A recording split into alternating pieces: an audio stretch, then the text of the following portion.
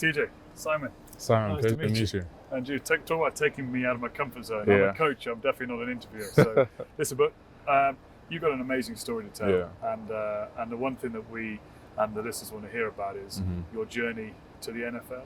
Yeah. And the role that maybe rugby has had in that. I'm obviously the head coach at Old Glory, which is the premier, the professional rugby team around DC. But listen, tell us about your story. Tell us about how rugby has impacted your life and how it's brought you to DC.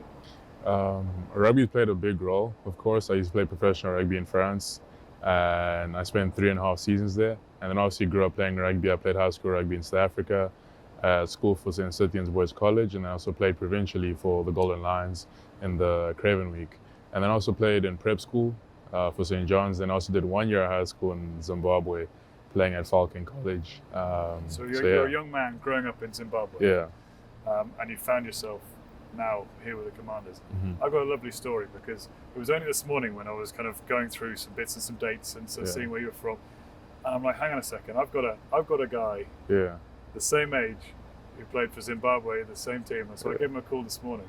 And I said, hey, you don't happen to know TJ, do you? And he said, Coach, yeah, we played in the same high school. Yeah. And so Aaron Juma is my first round draft pick from last season. He's at Mary Washington University right now. And you've got two guys from the same village in Zimbabwe playing rugby in Zimbabwe, and they both ended up in DC playing the top end of their sports, one for the Commanders and one for Old Glory DC. What an unbelievable story that is. Yeah, it's crazy. We're in the same high school, and we're now both here in DC. He's playing rugby, I'm playing football. It's an insane story. That's an amazing. So you went from South Africa with the Golden Lions to Clermont-Auvergne. Yeah. How did you find your experience in France?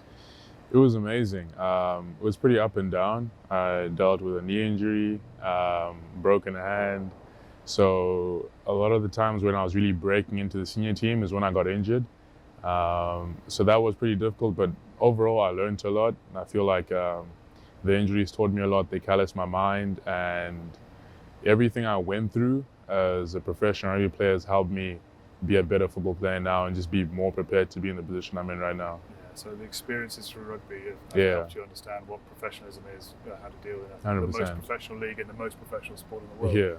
So at what point when you're sitting in France do you think, okay, I've had a few injuries, I love the game of rugby, but there's something else out there for me? At what point did you think football is now going to be the sport I'll go after? And how did that come about? I'd say beginning of 2024, when I was watching the documentary for last year's IPP program and seeing Rees-Zammit go through that, just made me think twice about my future and what I wanted for myself. And it just, seeing Lewis do what he did just made it seem a lot more attainable.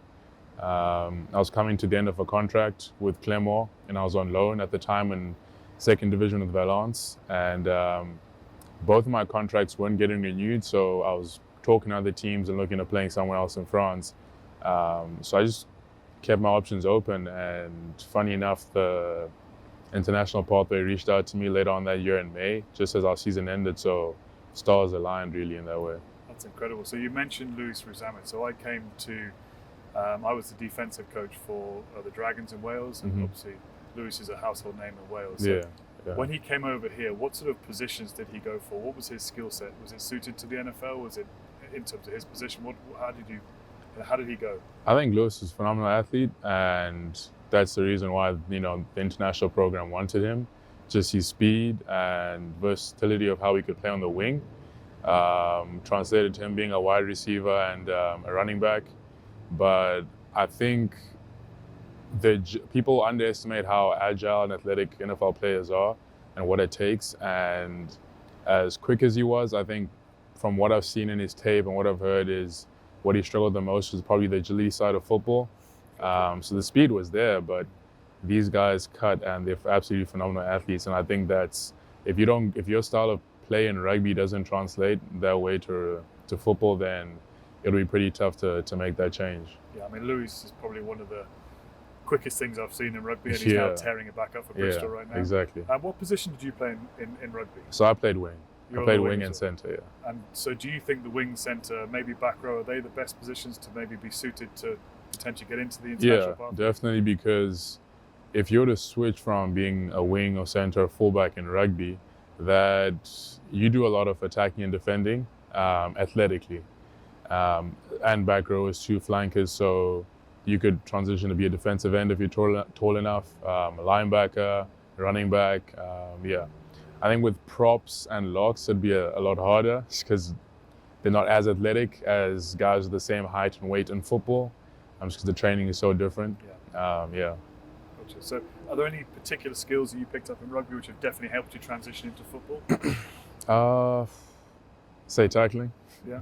For sure, tackling has been the biggest one because in rugby we just taught to tackle so well and we're so sound in our technique that tackling for me hasn't been a problem in the NFL. Whereas as hard as they hit in the NFL, a lot of missed tackles just come from poor technique and not wrapping in the tackle, stuff like that. I mean, I know Coach Quinn, when he was at Seattle, he was working with Coach Carroll. They actually introduced the rugby tackle. They had some coaches come in to help. So I know that he sees the benefit potentially of some of the tackle tender that we have to use in rugby. Exactly. We don't have the helmets, we don't have the pads, so we've got to look after our heads. Availability is the best ability in some respects in rugby. So we've got to make sure that we're safe. That's great. So anything else culturally that as you found from coming over, the experiences you've had in South Africa, in France as well, from rugby and stuff, has that helped you kind of transition across as well into football? I would say having lived in 3 different countries before moving to the US has helped me assimilate to the culture and just be open to different cultures and different people. That's honestly been the biggest thing, really, because I understand a lot of different language, and that's helped me understand different people and just the way I know you grew up differently, the way I grew up, and just accepting your differences from mine and our differences in culture and how we see the world. That's probably been the biggest thing, to be honest. It takes a lot of bravery to come to a completely new place and a completely new sport as well. Is there anything, finally, really, just what would a young TJ, what did TJ say to his young self? What was a piece of advice you'd give to yourself as a 15, 16-year-old, or to anybody else of aspiring to move countries, change sports, become a professional? What would you say? What's your best piece of advice? Tell them to dream big, and the sky really is the limit. When I was younger, I watched Ray Lewis and the Ravens. That was like my first introduction to football. And as much as I enjoyed watching him and like wanted to be him, I never realistically thought that I could be in the NFL. Just to tell kids to dream big and work hard, and that if you do put in the work consistently, your dreams are possible, and it is possible to go from Harare, Zimbabwe to playing for the Washington Commanders. It's inspirational stuff. Congratulations. Come and see us next season. Thank you, for sure. Good to meet you, TJ. Pleasure to meet you too.